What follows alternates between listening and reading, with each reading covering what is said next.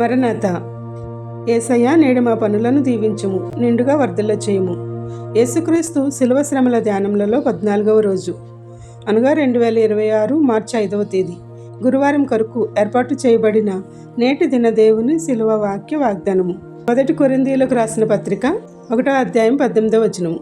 సిలువను గూర్చిన వార్త నశించుచున్న వారికి వెర్రితనము, కానీ రక్షింపబడుచున్న మనకు దేవుని శక్తి అయి ఉన్నది. ఆమేన్.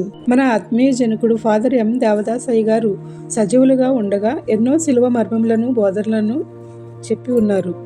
ఆ బోధలు సిలువ విలువ ధ్యాన కలువ అనే పుస్తక రూపంలో పెద్దలు ప్రచురించి ఉన్నారు. అది అందుబాటులో లేని వారి కొరకు మేము ఈ వీడియోలను రూపొందించి ఉన్నాము. ఈ వీడియో లింకును ఈ వాక్యం యొక్క వాగ్దానముతో ఇస్తున్నాము. కావున మీరు కూడా చూచి సిలువ మర్మములను తెలుసుకొని బలపడగలరని ఆశిస్తున్నాము.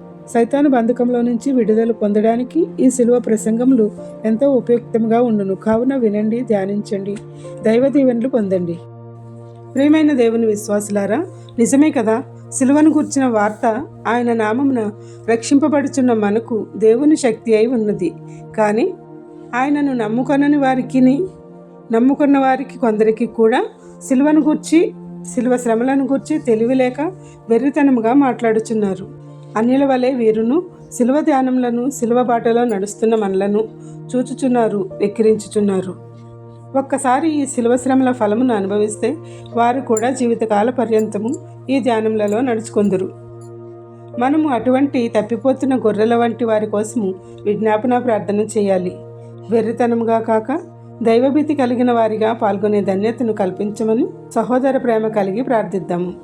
మనమును తప్పిపోకుండా ఈ 40 రోజులు ఉపవాస దీక్షలలో దైవభక్తితో నడుచుకుందాము. ఆయన పొందిన విజయంలో పరిశుద్ధాత్మ శక్తితో నింపబడతాము. ప్రార్థన. నీ సిలువను గూర్చిన వార్త మాకు దైవశక్తిగా ప్రభావింపచేస్తున్న నీ కృపలకై ఏమి ఇచ్చి మీ రుణం తీర్చగలము?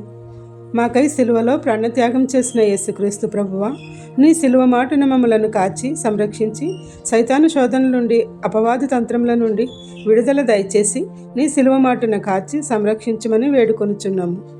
ఈ సిలువ ధ్యానములలో సంపూర్ణముగా నీ యొక్క జీవ మార్గంలో నడవగల శక్తిని మాకు దయచేయము. కావలసిన వాటిని సఫలము చేయము. మాకు తోడయుండి ఆవాస ప్రార్థనలను దీవించుము. నీ పరిశుద్ధాత్మ శక్తితో నింపుము. ఇజ్రాయెల్ దేశమును కాపాడుము. ఈ యుద్ధం వల్ల గల్ఫ్, పశ్చిమ దేశాలలో చిక్కుకున్న నీ బిడ్డలందరూ తెలుగు రాష్ట్రాలకు సంబంధించిన వారును ఉన్నారు. ఏ అపాయము నీ గుడారమును సమీపించదనే వాక్యముతో వారిని కాపాడమని వేడుకొనుచున్నాము. వివిధ రకములైన పరీక్షలు రాయిచున్న నీ బిడ్డలను జ్ఞానముతో నింపి విజయం అనుగ్రహించమని వేడుకొనుచున్నాము. అనారోగ్యంతో ఉన్నవారిని స్వస్థపరచుము. వ్యాజ్యములలో, అప్పులలో ఉన్నవారికి విజయమును దయచేయము. పనులు, వృత్తులు, ఉద్యోగములు చేయుచున్న వారికి అన్నింటా విజయం నిమ్ము.